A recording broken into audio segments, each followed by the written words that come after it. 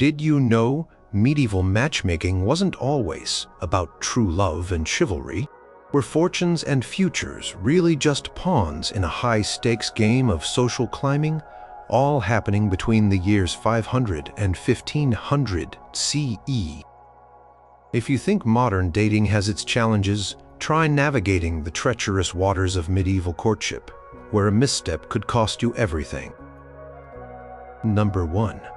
The grandiose display of borrowed or purchased splendor. Imagine strolling through the bustling marketplace of a major city like Paris or London in the 14th century.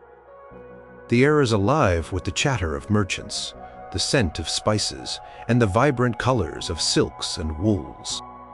You might spot someone, perhaps a lady or a gentleman, whose attire seems to scream wealth almost too loudly. They wear silks that shimmer with dyes imported from the Far East, perhaps crimson from cochineal, or deep blues from indigo colors that cost a king's ransom. Their fingers might be laden with rings, each set with a gemstone that catches the light, perhaps a modest garnet or even a sapphire, if you are truly looking at someone of immense status. Perhaps their cloak is lined with expensive furs, ermine, or sable, reserved for the highest nobility and even royalty by sumptuary laws. Yet, there is a subtle dissonance. Quality of the stitching might be less than perfect upon closer inspection, or the fabric, while expensive, shows signs of recent purchase, rather than being a cherished family heirloom. These individuals, often newcomers to a particular social scene or looking to ascend rapidly, might invest heavily in their outward appearance, using it as a potent tool to signal status they do not genuinely possess. They know that in medieval society, appearances were not just superficial. They were a declaration of one's place in the strict social hierarchy. A person's clothing, their jewelry, even the quality of the saddle on their horse, spoke volumes about their standing, their wealth, and their connections. To appear wealthy was in some ways to be wealthy in the eyes of many. This phenomenon was not limited to women. Men, too, understood the power of a finely woven tunic, a jeweled belt, or a sword hilt adorned with precious metals.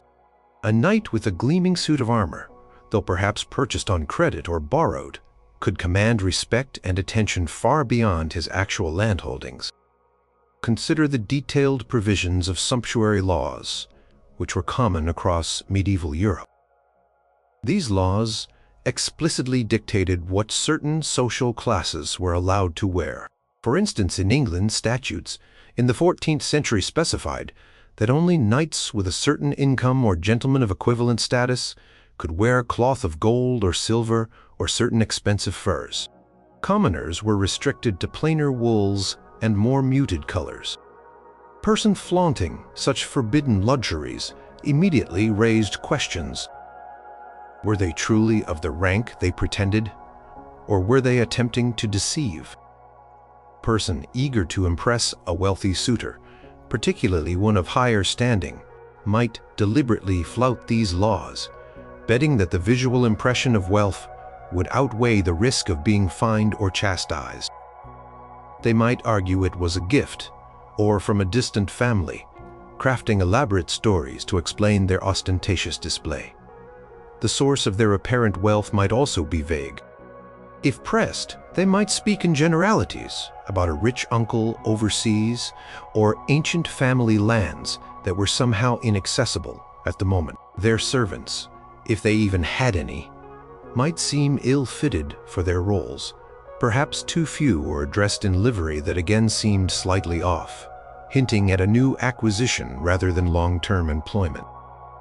They might also appear suddenly in a new region, perhaps a thriving commercial town or a court gathering, without any apparent history or established connections beyond the immediate social circle they are trying to penetrate.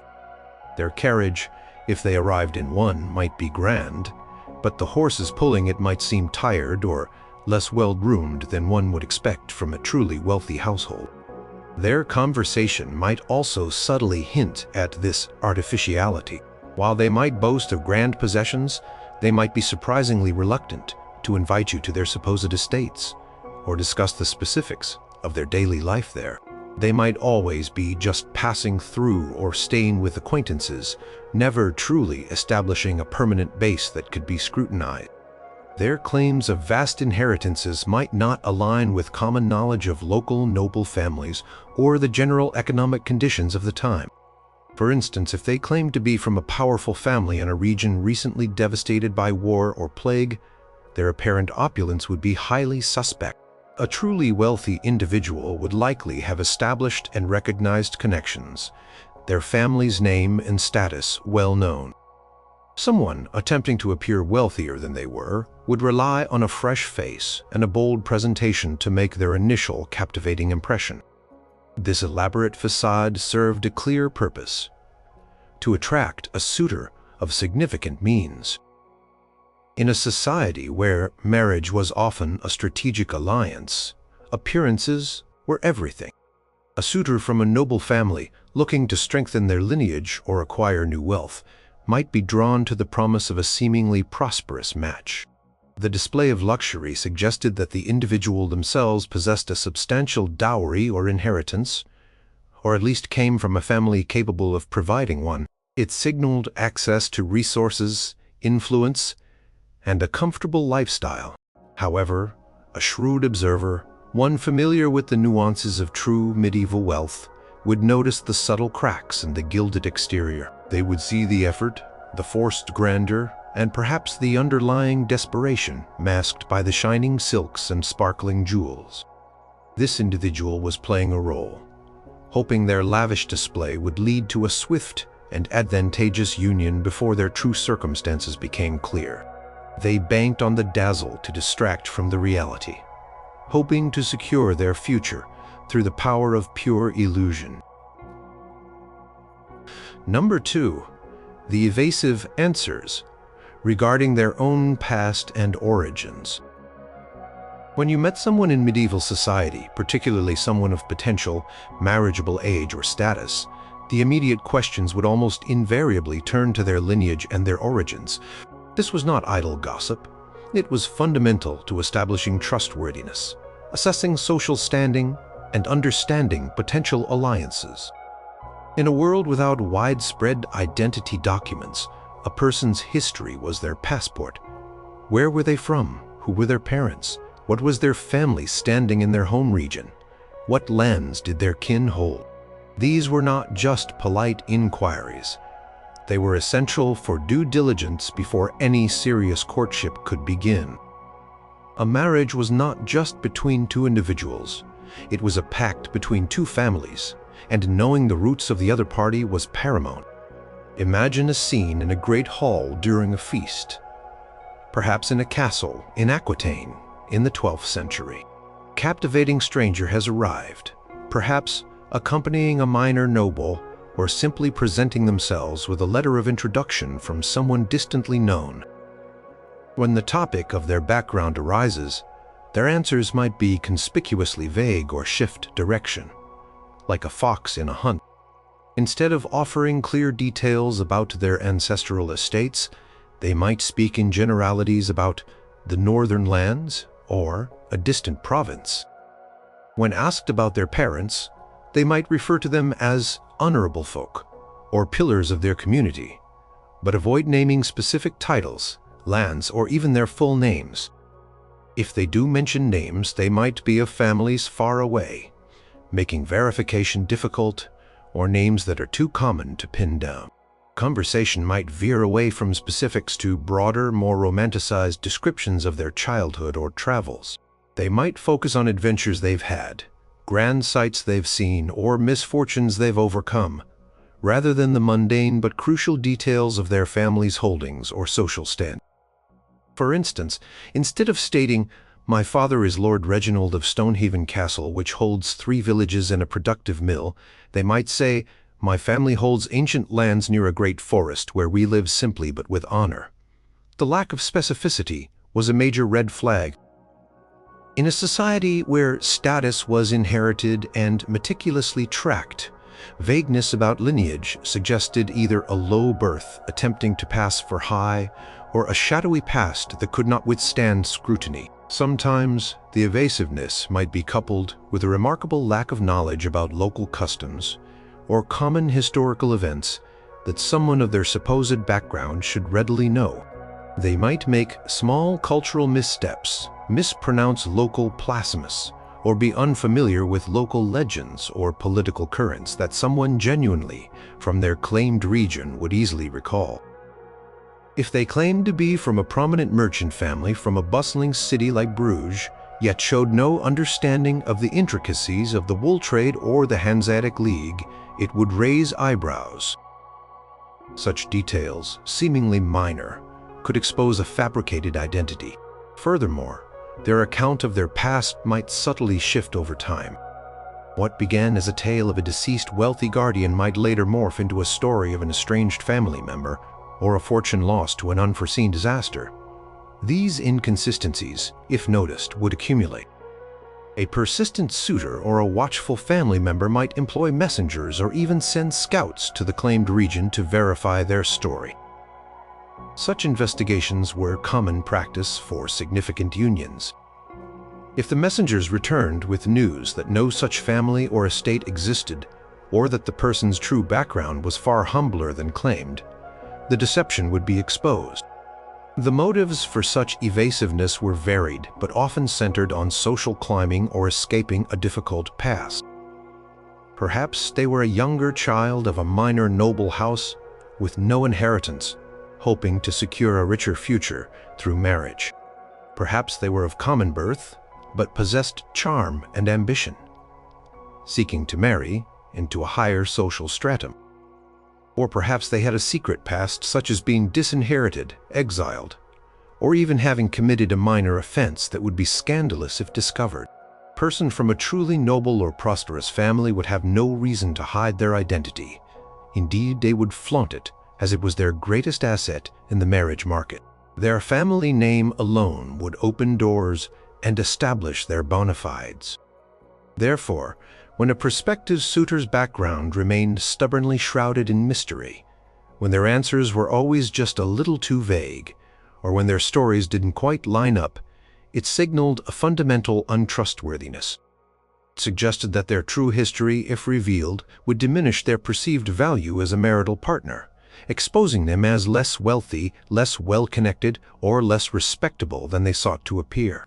This evasiveness was a calculated risk, an attempt to bypass the rigorous scrutiny of medieval marriage negotiations by presenting an idealized, unverified version of themselves. It was a potent indicator that their intentions might be less about finding a suitable companion and more about securing a substantial fortune or a rapid ascent up the social ladder. Number 3. The unusual alliances with discontented relatives. Medieval families were complex webs of alliances, rivalries, and obligations. Inheritance, land, and power were constantly at stake. And within any large, noble, or wealthy merchant family, there were often individuals who felt overlooked, underestimated, or unfairly treated. Perhaps a younger sibling resented an elder one who inherited the lion's share of the estate. Perhaps an aunt or uncle believed their own branch of the family should have more influence. These internal family divisions were not uncommon. Now, imagine a new intriguing person appears on the scene, someone who quickly aligns themselves with one of these discontented family members.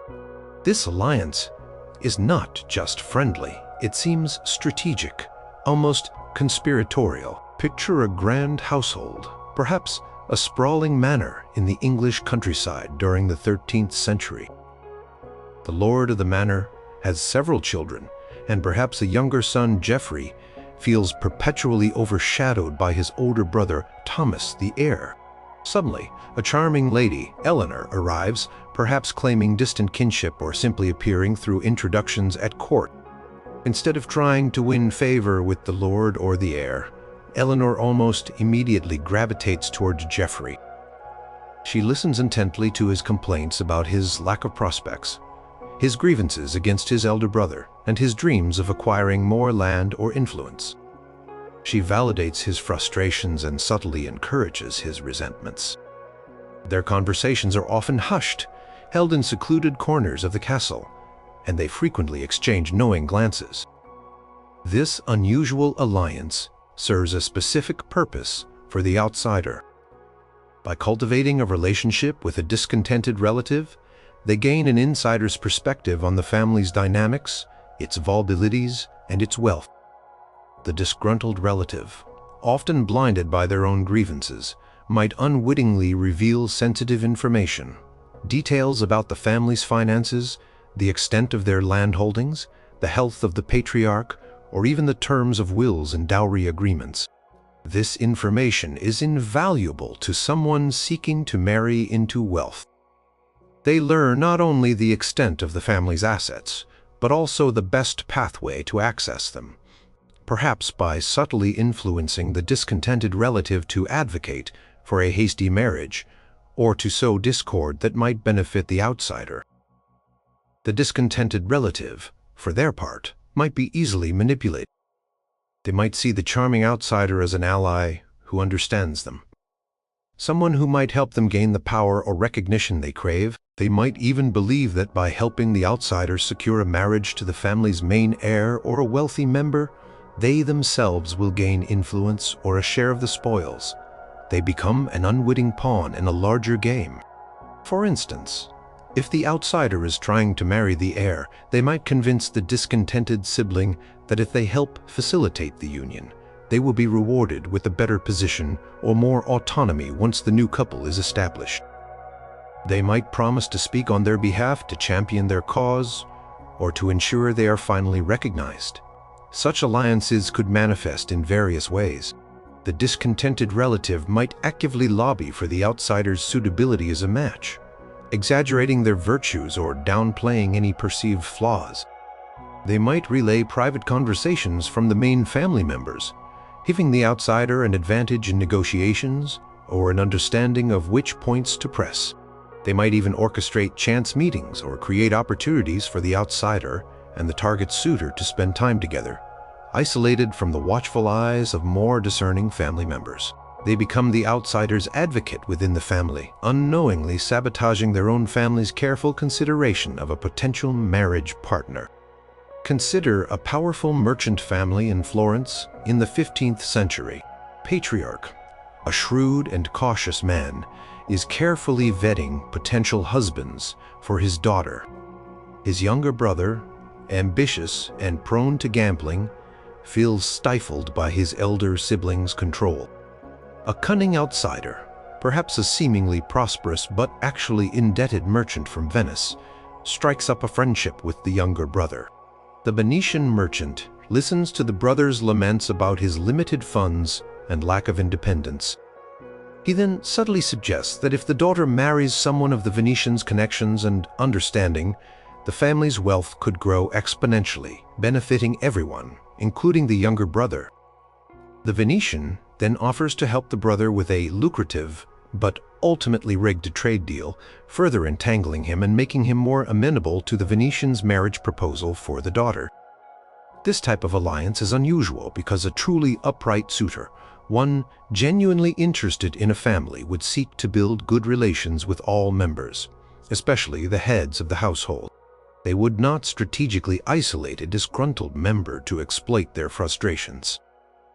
The existence of such a secretive, exploitative partnership within the family structure should be a significant warning sign. It suggests a calculated manipulation of personal grievances for financial gain, rather than a sincere desire for a familial bond. The outsider is not seeking to integrate into the family harmoniously. They are seeking to penetrate it by exploiting its internal weaknesses, using one member as a tool to gain access to the collective wealth and status. This kind of maneuver revealed a cold calculation, a willingness to sow discord and exploit vulnerabilities for personal enrichment, painting a stark picture of their true intentions. Number 4. The urgency of the proposal and the haste for union. Medieval marriage negotiations were rarely swift affairs, especially among the nobility and wealthy merchants.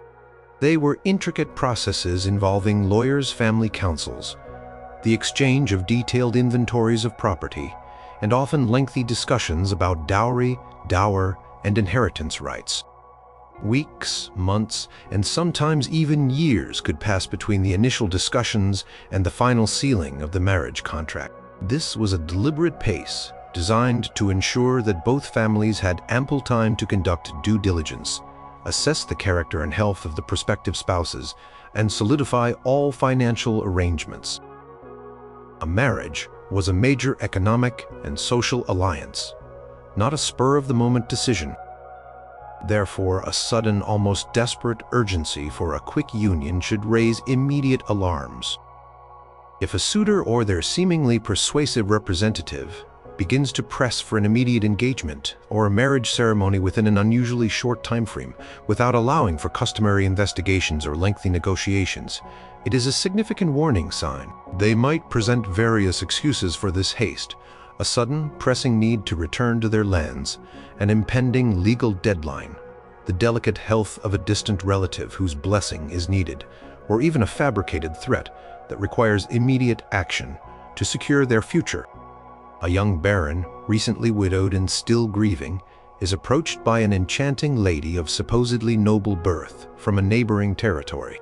She expresses profound sympathy for his loss and quickly establishes a deep emotional connection.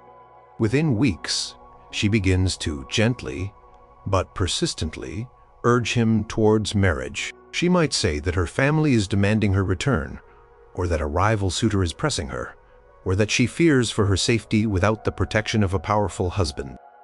She might emphasize the fleeting nature of opportunities and the importance of seizing happiness. Every argument for delay is met with an equally compelling, if sometimes improbable, reason for speed. This urgency serves several critical purposes for the gold digger.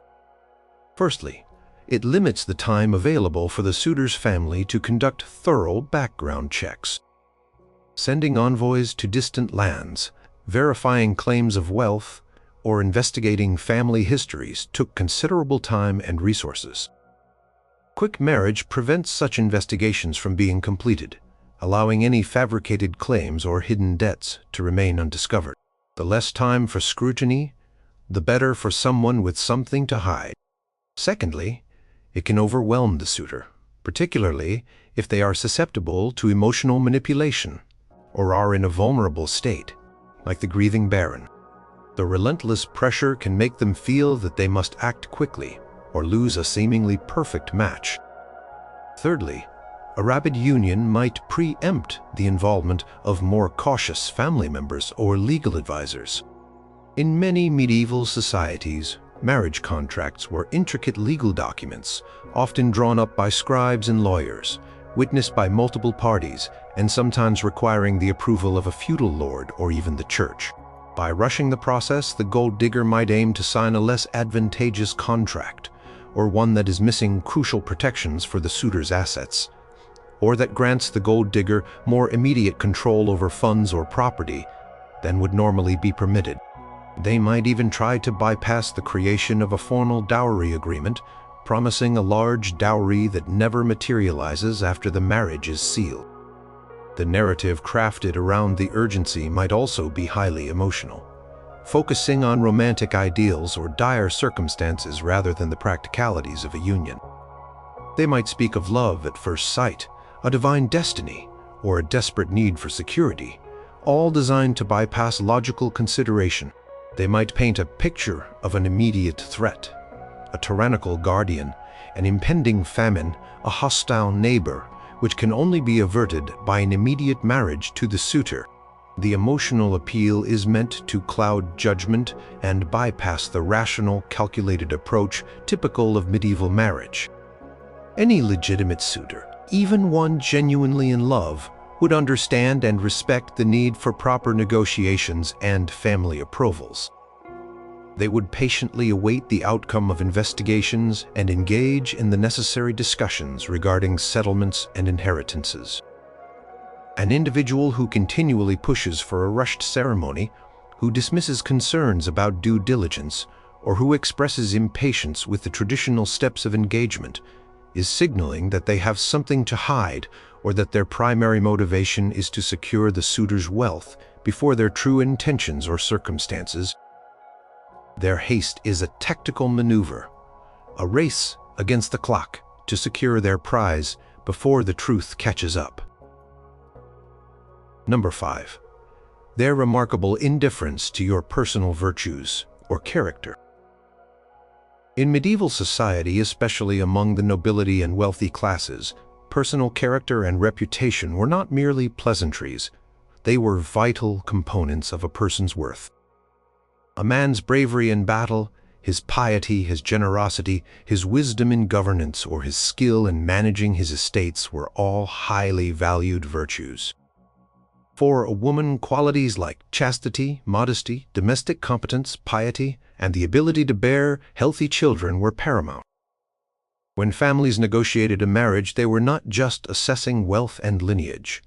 They were also scrutinizing the personal qualities of the prospective spouse, as these traits would reflect upon the entire family and contribute to the success or failure of the union. Imagine a setting in 13th century France, perhaps at a noble court. A suitor, let us call him Sir Roland, is known for his devoutness, his patronage of local monasteries, his kindness to his tenants, and his formidable skill with a lance in tournaments. When he meets a potential match, Lady Isolde, she appears captivated. However, her compliments seem to focus exclusively on his impressive lands, the number of knights he can muster, or the rumors of the gold in his family's coffers. If Roland speaks of his devotion to the church, she might nod politely but swiftly steer the conversation back to the size of his hunting grounds. If he recounts an act of chivalry, she might praise his bravery but quickly ask about the spoils or lands gained from the encounter. This remarkable indifference to a suitor's personal virtues is a telling sign. A genuine partner would express interest in the qualities that define the suitor as a person, as these qualities are fundamental to a successful partnership, especially in a time where marital harmony was often built on shared values and mutual respect. They would want to know if their prospective spouse was kind, just, intelligent, or compassionate. They would inquire about their reputation among their peers and their vassals. Instead, the gold digger seems to gloss over these aspects, or offers only perfunctory praise before redirecting the conversation to material assets. They might even seem bored or impatient when discussions turn to matters of faith, honor, or moral conduct. Their questions, when they ask them, are rarely about your interests, your beliefs, your family history beyond its wealth, or your personal aspirations. Instead, they probe into the tangible. How many tenants do you have? What is the yield of your largest grain fields? Are your mines still productive? What is the value of your wife's dower if you are a widower? Are your charters clear regarding the inheritance of your youngest son, or is there any ambiguity? They might even directly ask about the contents of your treasury, or the estimated value of your silver plate and tapestries. Such directness was considered highly uncouth, unless it was part of a formal negotiation between family elders, not a casual inquiry between potential spouses.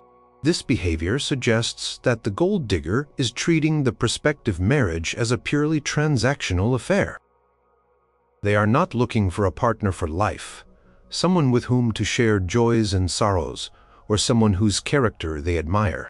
They are assessing a valuable asset, a source of future security and luxury.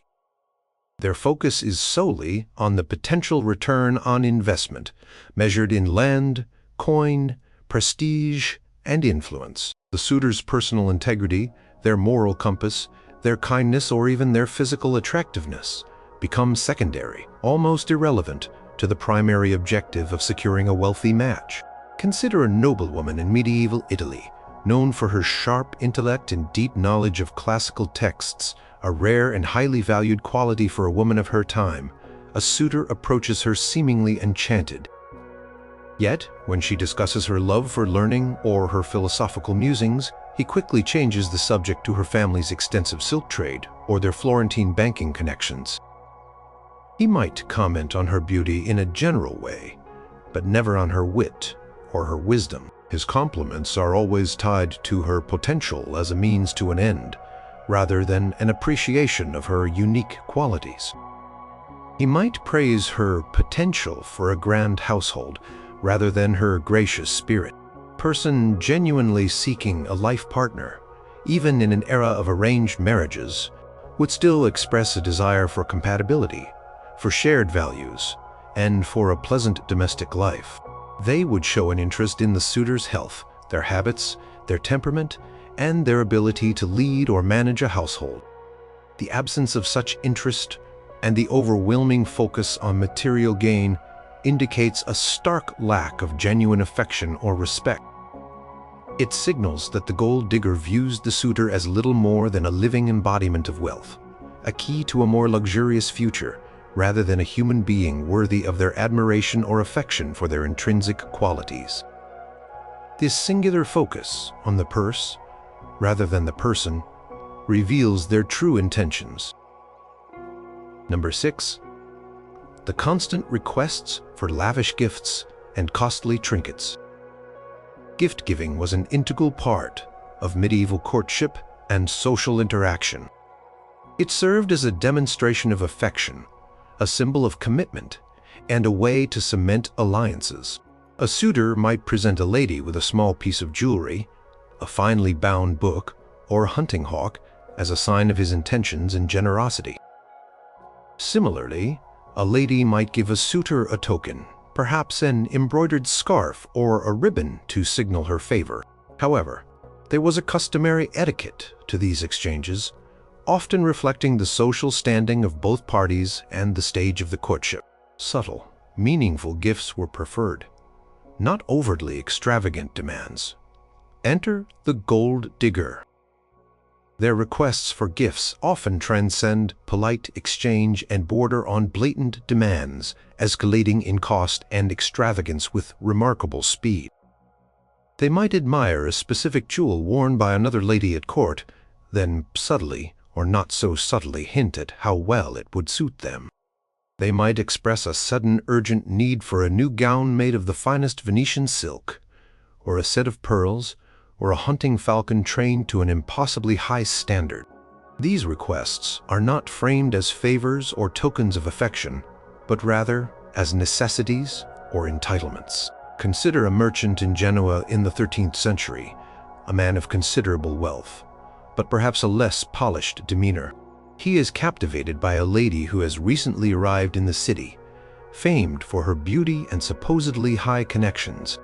Early in their courtship, she might lament the poor quality of the local dyes and express a wish for the true crimson of Byzantium. Soon after, a bolt of this rare and expensive fabric might appear as a requested gift. Then comes a desire for a particular filigreed silver mirror, followed by a set of exquisitely crafted amber beads, each item more costly than the last. Each gift is accepted with a gracious, but perhaps fleeting smile, and then swiftly followed by another grander request. These requests are often presented with a thinly veiled justification. A lady of my station must have suitable attire, or this piece would truly honor your generosity and make a statement at the upcoming festival. The gold digger uses social expectations and the suitor's desire to impress as leverage. They understand that a wealthy suitor might be eager to demonstrate their affluence and generosity to secure a desirable match. The gifts become a test of the suitor's willingness to part with their wealth, a gauge of their potential as a financial provider. The more the suitor gives, the more the gold digger feels justified in demanding. Furthermore, the types of gifts requested are often those that are easily liquidated or publicly displayed. Jewels, precious metals, expensive fabrics, and furs are not just symbols of wealth, they are also portable assets. Truly meaningful gift might be a unique piece of art, a rare manuscript, or something that reflects a shared interest or a deeper personal connection. The gold digger, however, focuses on items whose value is universally recognized and can be converted into cash if necessary, or which can be proudly displayed to enhance their own perceived status, attracting other potential suitors. If the current one proves too slow in committing, they might also express dissatisfaction with gifts that are not sufficiently lavish or expensive. A handmade garment, while a thoughtful gesture from someone of lesser means, might be dismissed as not quite right or unsuitable. They might compare your gifts to those supposedly received from other, more generous admirers, subtly shaming you into increasing your expenditures. The gifts are rarely reciprocated with items of equivalent value or effort, nor are they treasured for their sentimental worth. They are simply collected, accumulated, and sometimes even passed on or sold. This continuous stream of demands reveals a mercenary approach to the relationship. It shows that the suitor is not valued for who they are, but for what they possess and what they are willing to spend. A person genuinely interested in a life partnership would understand the value of a dowry or a family's support, but would not use the courtship period as an opportunity for continuous personal enrichment at the suitor's expense. The relentless pursuit of costly trinkets indicates that the gold digger sees the suitor as a bottomless purse, a means to acquire personal luxuries and elevate their own lifestyle, rather than as a future spouse worthy of mutual respect and genuine affection. This pattern of escalating demands, unsupported by corresponding emotional or personal investment, is a clear sign that their focus is on the treasure, not the bond. Number 7. A distinct lack of interest in estate, management, or practical stance. In medieval society, especially for those of noble or wealthy merchant status, managing a household, an estate, or a business was a complex and demanding undertaking. For a noblewoman, this meant overseeing the domestic staff, managing household supplies, supervising agricultural production, perhaps even administering justice in the absence of her husband, and caring for the sick. For a nobleman, it involved managing lands, tenants, military levies, legal disputes, and financial accounts. These were not mere hobbies. They were essential responsibilities that ensured the family's prosperity and survival. A successful marriage often hinged on the ability of both partners to contribute effectively to the running of their shared household or estate. Imagine a wealthy landowner in 15th century Burgundy looking for a wife to help manage his vast estates. He introduces a potential spouse, a charming lady from a distant region, to his stewards, his head cook, and his bailiffs. He might talk about the intricacies of crop rotation, the challenges of managing serf labor, the necessity of maintaining accurate accounts, or the importance of supervising the wool production. A genuinely interested partner, one who understood the responsibilities of their future role, would listen intently, ask intelligent questions, and perhaps even express an eagerness to learn or contribute. They might inquire about the health of the livestock, the conditions of the granaries, or the supply routes for essential goods. The gold digger, however, would display a distinct lack of interest in these practical matters.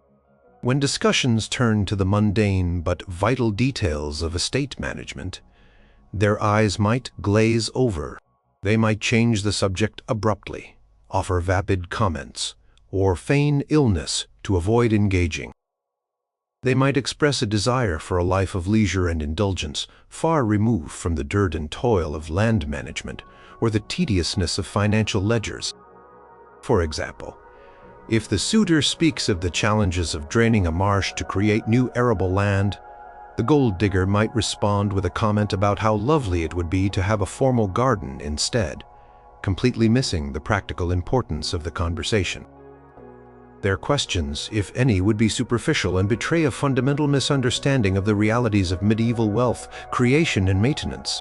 They might ask, how much gold is in the treasury, rather than, what are the income streams from the various holdings? Or, how many workers do you have?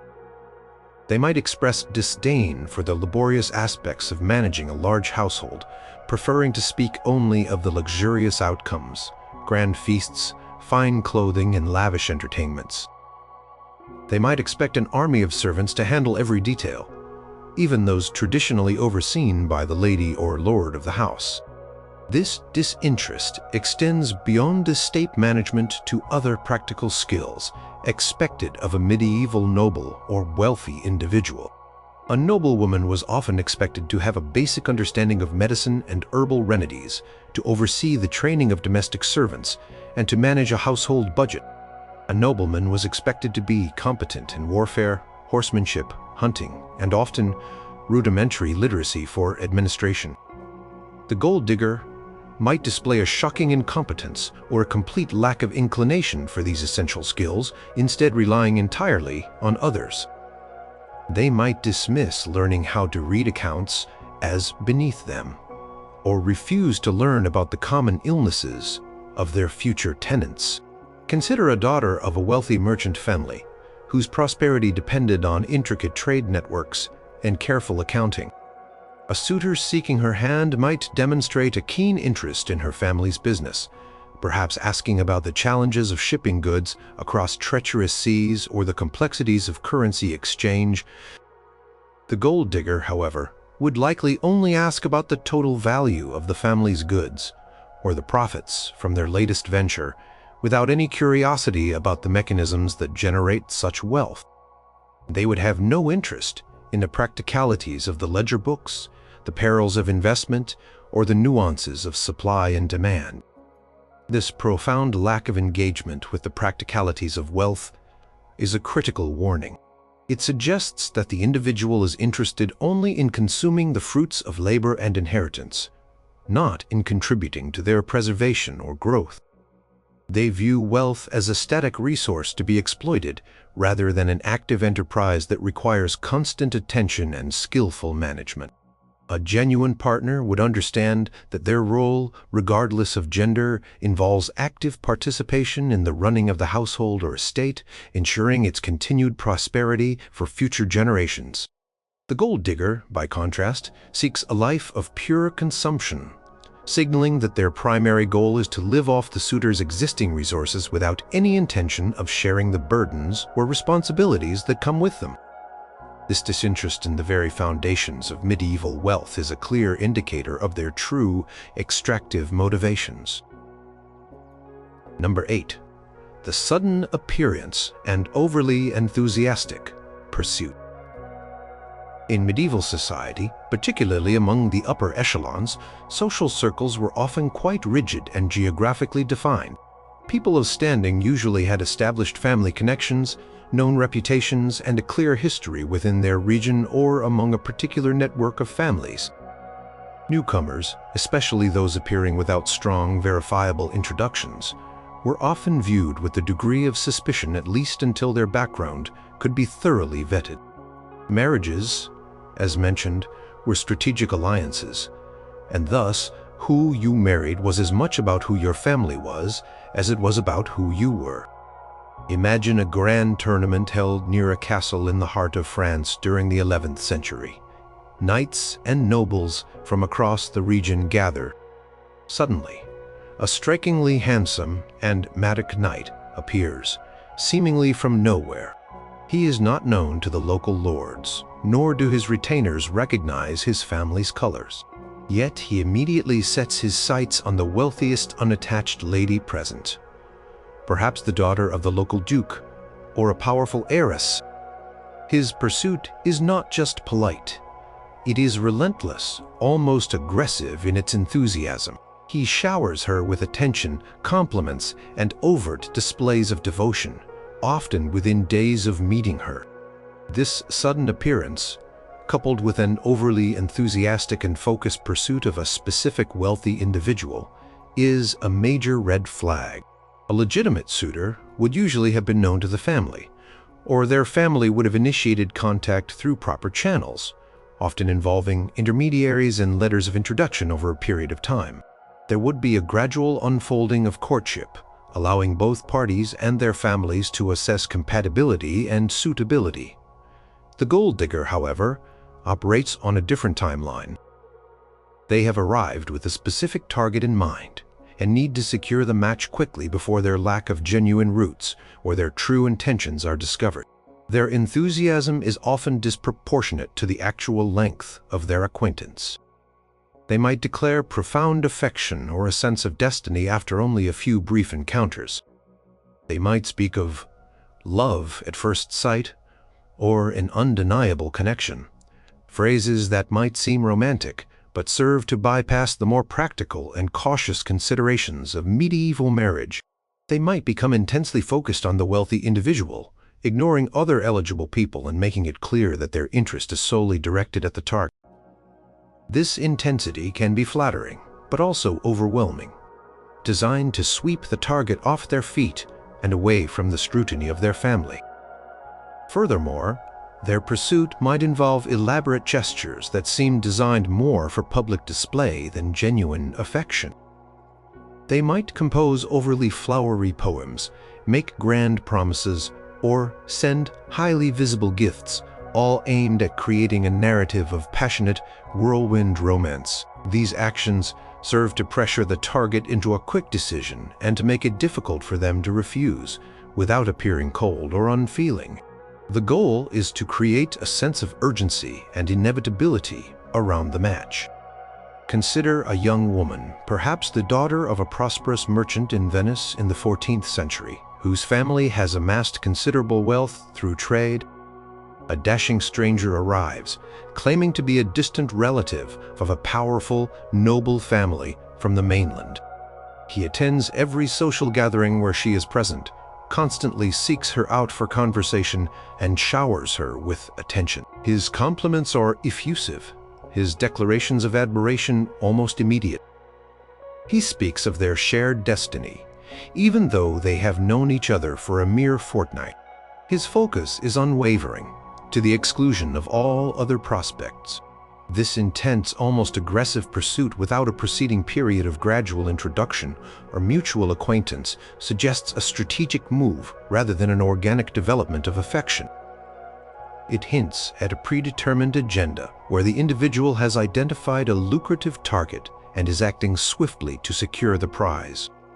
The lack of prior connection, the suddenness of their appearance in the suitor's life, and the almost overwhelming enthusiasm are all tactics designed to rush the courtship, bypass traditional vetting processes, and secure a marriage before any deeper investigation can expose their true motives or their potentially humble origins.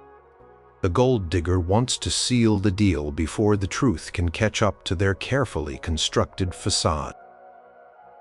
Number 9. Their unwavering focus on the dowry and inheritance. In medieval Europe, the dowry was a cornerstone of marriage arrangements, especially among the nobility and wealthy classes. It was a transfer of property or money from the bride's family to the groom or his family, intended to provide for the bride's support within the marriage and to provide a financial contribution to the new household.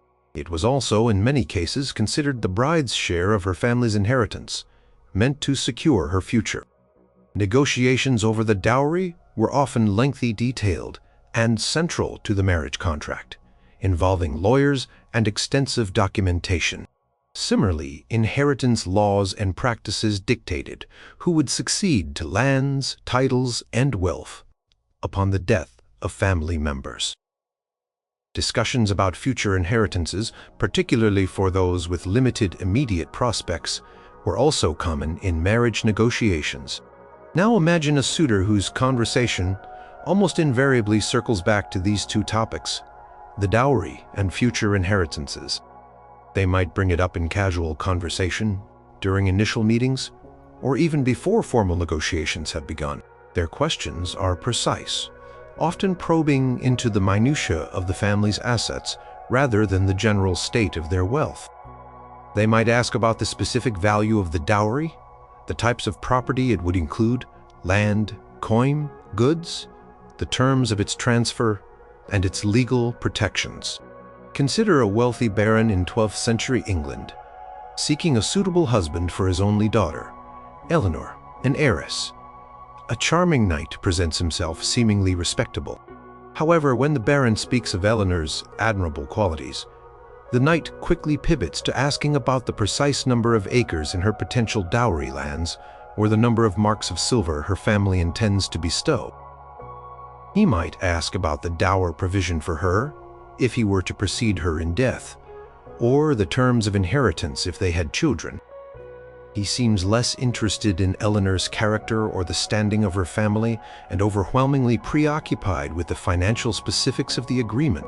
Their focus might extend to the suitor's family finances, beyond the immediate dowry.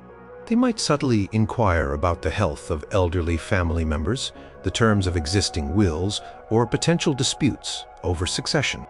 They might express a keen interest in the possibility of marrying an only child or an individual whose siblings are infirm or have entered religious orders, thereby increasing the likelihood of a larger inheritance. For instance, if the suitor mentions a sickly uncle, the gold digger might express sympathy, but quickly follow with a question about who stands to inherit his considerable landholdings. This unwavering focus on the dowry and inheritance signals a primarily financial motivation. A genuine suitor, even one from a family seeking to improve its economic standing, would understand the broader implications of a marriage, the alliance between families, the social prestige, the personal compatibility, and the potential for a stable and prosperous household. While finances were crucial, they were one aspect of a multifaceted decision. For the gold digger, however, it appears to be the only aspect that truly holds their attention. Every conversation, every interaction seems to lead back to the numbers, the assets, and the potential for financial gain. They might even compare the proposed dowry to others they have heard about, or subtly imply that it is not sufficient for someone of their supposed standing. They might express dissatisfaction with the non-monetary aspects of the dowry, such as land that is less productive than desired, or goods that are not easily convertible into cash. This shows a transactional mindset, where the marriage is seen as a business deal and they are trying to maximize their profit. Consider a suitor from a prominent banking family in Bruges in the 15th century. Potential match. A lady from a seemingly respectable but less wealthy lineage constantly asks about the details of their family's investments, their trade routes, and the security of their loans. She wants to know if the dowry would be paid in cash or goods, and precisely when it would be transferred. She presses for details on how much of the family's total wealth would be designated for the dower, the portion set aside for the wife in case of the husband's death. Her questions are not simply curious. They are interrogative, almost demanding, betraying an intense preoccupation with securing as much financial benefit as possible. This relentless emphasis on the financial terms of the marriage, particularly at early stages of courtship, was considered highly unseemly for an individual. Such discussions were typically handled by family elders and their legal representatives, not by the prospective spouses themselves. Constant intrusion into financial specifics reveals a predatory intent. The individual is not looking for a life partner. They are looking for a financial lifeline, a conduit to wealth, and they want to ensure the terms of that transfer are as advantageous to them as possible. Their interest in the suitor is directly proportional to the size of their dowry or future inheritance, revealing that their true affection lies with the wealth, not the person. Number 10. The obsessive inquiry into your family tree and holdings. In medieval society, your family tree was your identity, your history, and often your destiny. Lineage determined your social standing, your rights, and your potential inheritances. Knowledge of one's ancestry was paramount, serving as a social security number, a credit score, and a passport, all rolled into one. For potential marriage partners, understanding a suitor's family history was not merely polite curiosity, it was an essential part of due diligence. However, there was a difference between legitimate inquiry and an obsessive, almost predatory, investigation. Imagine you are a young nobleman in 14th century Italy, perhaps from a family with extensive vineyards and a well-guarded treasury. You meet a captivating lady at a local festival. Instead of engaging in pleasant conversation about the festivities or mutual acquaintances, her questions quickly veer into highly specific inquiries about your family. She does not ask about your immediate parents, but rather about your grandparents' holdings, your great-aunt's dowries, or the precise details of how your great-grandfather acquired a particular tract of land. She seems to know an unusual amount about your distant relatives, perhaps even more than you do, hinting at extensive prior research. This obsessive inquiry goes far beyond the normal vetting process. A legitimate suitor or their family would indeed inquire about your lineage to confirm your social standing and ensure no hidden controversies. They might ask about recent land transfers, the number of your family's retainers, or the overall size of your ancestral lands. But the gold digger's questions delve into the specifics of your family's assets across generations, often focusing on which lands were most fertile, which mines were still productive, or the historical yields of specific estates. They might subtly try to ascertain if there were any legal disputes over inheritances in your family's past, or if any distant cousins stood to inherit significant wealth. Their conversations might betray a suspicious level of detail about your family's finances, even rumors of hidden treasures or long-forgotten rights to certain incomes. They might ask about the number of serfs tied to each of your estates, the profitability of your mills, or the volume of goods traded through your family's ports. This suggests they have done extensive, almost invasive, homework. They have not only learned your family's name, but have actively investigated its assets, perhaps through local gossips, disgruntled former servants, or even by consulting legal records, if they had access. Consider a wealthy merchant in Flanders, whose family has amassed a fortune through the wool trade. He meets a charming individual who, during polite conversation, begins to ask about the family's old shipping routes, the value of their various warehouses, or the specific terms of a trade agreement made decades ago. They might inquire about the health of a distant, childless relative who is rumored to possess a vast collection of precious tapestries, or the precise location of a family manor that had been abandoned but still held significant land rights. The depth of their knowledge about these specific, often obscure details is unsettling. This level of detailed inquiry about your family's historical and current holdings, often delivered with a veneer of casual curiosity, is a clear indicator of a mercenary intent. They are not merely seeking a reputable family. They are mapping out your entire financial landscape. They want to know the full extent of your family's wealth, its sources, its vulnerabilities, and its potential for future growth, all from the perspective of how they might benefit from it. They are less interested in the family's honor, its contributions to society, or its legacy, and intensely focused on its material assets. Their relentless questioning might also extend to how secure your family's wealth is, or if there are any potential challenges to your inheritance. They might subtly probe about any outstanding debts, any family feuds that could jeopardize assets, or any legal loopholes that might impact future distributions. This shows a calculated assessment of risk and reward, rather than a genuine interest in your family's well-being or reputation. The gold digger is assessing the potential value of the marriage, not just by looking at your current assets, but by meticulously cataloging every potential source of wealth that might come your way. This meticulous, almost clinical examination of your family's financial past and present is a potent sign that their true affection is directed at the treasure trove rather than at the person who possesses it.